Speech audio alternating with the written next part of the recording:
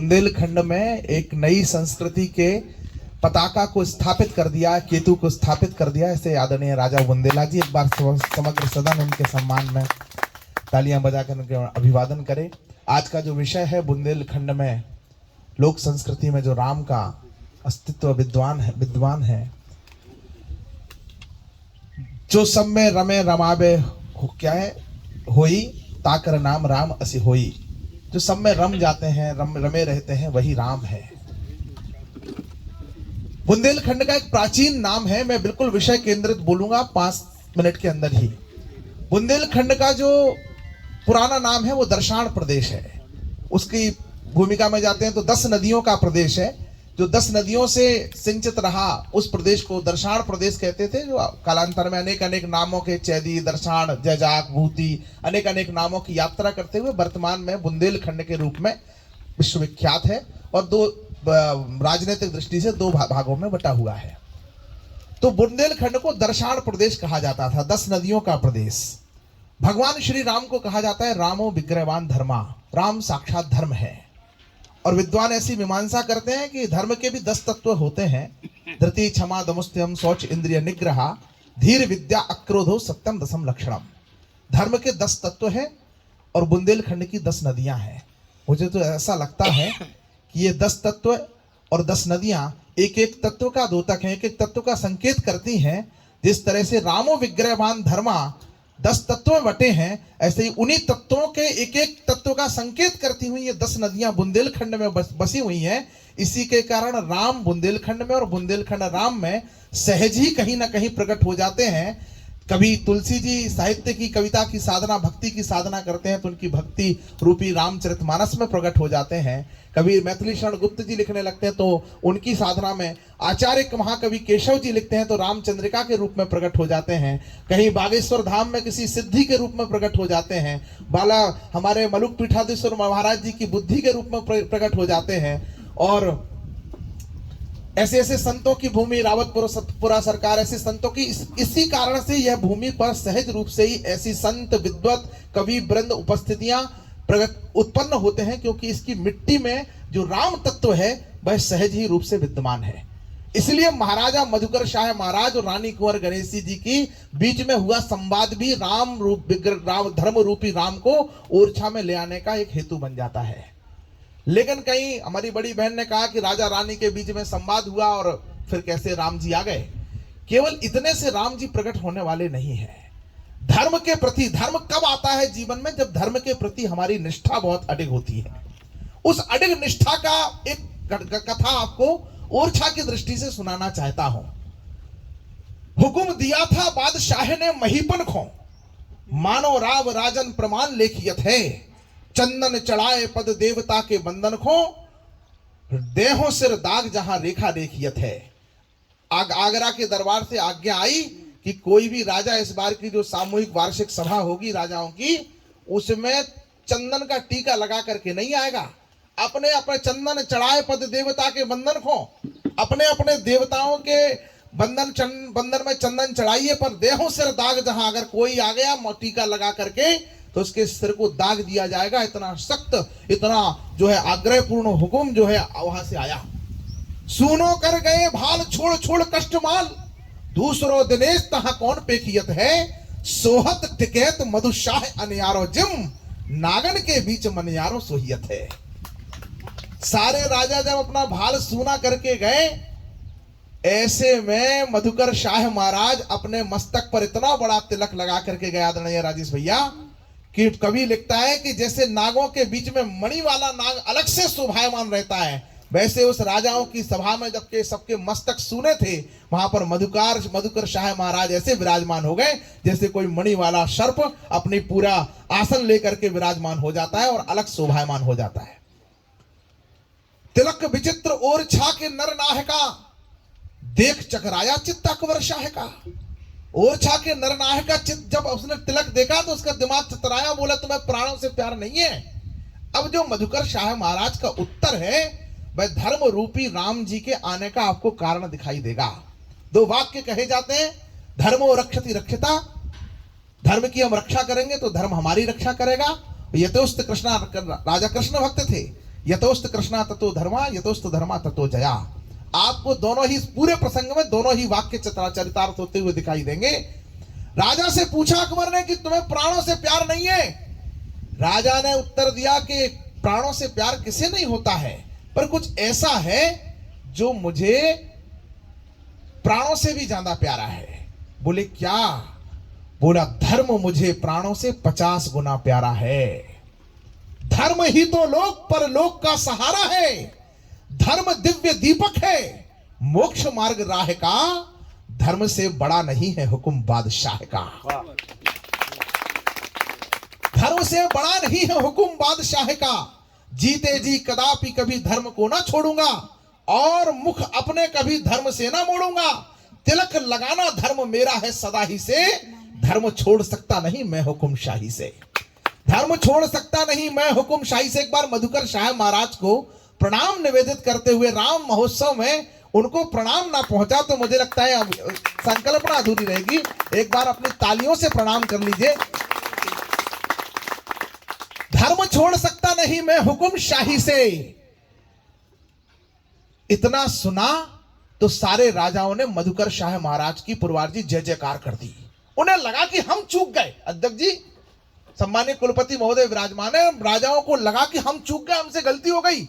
मधुकर शाह महाराज ने अपने धर्म का पालन करके अपने आप को ठीक जगह पर स्थापित कर लिया। उन्होंने ठीक निर्णय लिया। जीवन क्या है? जो धर्म के कामना है। जैसा ज्ञान आता है हमको भी प्रेरणा मिलती है, उनको भी। तो सारे राजाओं ने जय जयकार करी। मधुकर और सभा किसकी थी? अकबर की। इतनी गुस्ताखी सहता है अकबर? चिल्लाया जोर से कि खामोश। पूरी सभा में सन्नाटा हो गया, सन्नाटा। लेकिन अगले ही पल अब देखिए राम जी कैसी रचना करते हैं, कैसे अपने भक्तों को बचाते हैं, कैसे धर्म हमारी रक्षा करता है जब हम धर्म की रक्षा करते हैं। अगले ही पल उसकी बुद्धि में आ गई कि अगर हमने राजा को दंडित कर दिया तो ये सारे राजा हमारे खिलाफ बगावत कर सकते हैं और मेरे राज्य में बगावत हो जाएगी। सन्नाटा सभा का तोड़, बोला शब्द वाह वाह। सन्नाटा सभा का तोड़, बोला शब्द वाह वाह। वाह मधुकर शाह, वाह वाह वाह वाह। आपने ही नित्य नियम अपना निभाया है, आन पर खेल कर भी तिलक लगाया है। तिलक बिना है राजा महाराजाओं का समाज, निकले टिकैत सिर्फ एक सच्चे आप ही आज। आफरी हूं आपकी अनोखी आनवान पर। अगली पंक्ति पर मुझे सूचित करिए कि मैं आप तक पहुंचाऊं कि आफरी हूं आपकी अनोखी आनवान पर, इसमें जरा भी नहीं मेरे छल छंद है। मुझे तुम्हारा तिलक बहुत पसंद है, मुझे तुम्हारा तिलक बहुत पसंद है। और इसके आगे 4 पंक्तियां और बोला जो इतिहास बन गई कि आपके ही नाम से लगाया अब जाएगा, मधुकर शाही यह टीका कहलाएगा। सम्मान तुम्हारा दुनिया में अब और अधिक ही बढ़ होगा, तुम कहलाओगे टीकम शाह और नगर टीकमगढ़ होगा। तुम कहलाओगे टीकम शाह और नगर टीकमगढ़ होगा। बंधु, जब धर्म को बचाने के लिए ऐसी निष्ठा हम सब रखते हैं तब हमारे आंगन में भी, मैंने कहा वो राम जो सर्वत्र विराजमान है, वो बुंदेलखंड में जैसे ये साधना की भूमि है ओरछा, यह तुंग ऋषि की साधना की भूमि है, भक्ति साधना की, अध्यात्म साधना की भूमि है। यह रानी कुंवर गणेशी बाई की भक्ति साधना की भूमि है। यह महाकवि केशव की साहित्य साधना की भूमि है। यह राय प्रवीण की नृत्य कला साधना की भूमि है। यह लाला हरदौल की संबंध साधना की भूमि है। यह साधना की भूमि है और यहां पर जो जो साधनाएं हुई हैं वह सफल हुई हैं। इस श्री राम महोत्सव के रूप में राजा बुंदेला जी ने बुंदेलखंड की सांस्कृतिक वैभव को और जो राम तत्व को लेकर के जो बुंदेलखंड का महत्व है उसको लेकर के यह 2 वर्षों से साधना शुरू की है। आप ही बताइए, जब अभी तक की सारी साधनाएं सफल हुई हैं तो यह भी साधना सफल होगी। निश्चित रूप से इस बात का हम सब विश्वास मन में रखते हैं। मैं अपनी एक कविता की केवल एक अंतरा आपको सुनाता हूं। भगवान श्री राम को लेकर के, पौराणिक संदर्भों को लेकर के मेरा ऐसा मानना है कि जितने भी हमारे धर्म ग्रंथ हैं वह सब मनुष्य की प्रेरणा के लिए लिखे गए कि इन सब पात्रों से, सब पुराणों से, सब कथाओं से मनुष्यता क्या सीखे। बस इसी भाव को लेकर के एक छोटी सी बात और कहते हैं। मेरी बहनें बैठी हैं, मातृशक्ति बैठी है, हम अपनी बेटियों से कहते हैं कि हम पार्वती माँ की आराधना करेंगे तो अच्छा जीवन साथी मिलता है। जय जय जय गिरिराज किशोरी, जय महेश मुखचंद चकोरी, प्रार्थना करने के लिए कहते हैं तो अच्छा जीवन साथी मिलेगा। मैं कहता हूं मां की आराधना करने से आपको अच्छा जीवन साथी मिले, यह बात आपकी भक्ति के रूप में सत्य है। लेकिन मां के जीवन से आप यह भी सीखिए कि कैसा निष्ठा के कारण अपना अच्छा जीवन साथी मिलता है, या जैसा भी मिलता है। कैसा मिला था मां को तो खुद स्वयं जोगी जटिल अकाम मन नगन अमंगल वेश, जिसको देख करके मूर्छा आ रही थी लोगों को। भगवान शिव की बारात के बारे में जब हमारे बुंदेलखंड के कथाकार कहते हैं तो गांव के लोग देख के आए, लोगों ने पूछा का है दूल्हा कैसो है? बोले मम्मी हमें जल्दी रजाई उड़ा दो, जल्दी हमें बहुत ठंड लग रही, रजाई उड़ा दो। बोले काय का होगा? बोले हम जिंदा रहे तो सवेरे तक बताए हुए तो हमें लेट जान दो, ऐसा बताते हैं। लेकिन उनको कैसा बनाया मां ने, कैसा कर दिया मां ने? कर्पूर गौरम करुणावतारम संसार सारम भुजगेंद्र हारम। जो जोगी थे, जटिल थे, अकाम थे, वो करुणा के अवतार बन जाते हैं। सप्तऋषि आए थे मां पार्वती को समझाने के लिए कि मैं तुम्हारी शादी कहीं और करा देता हूं।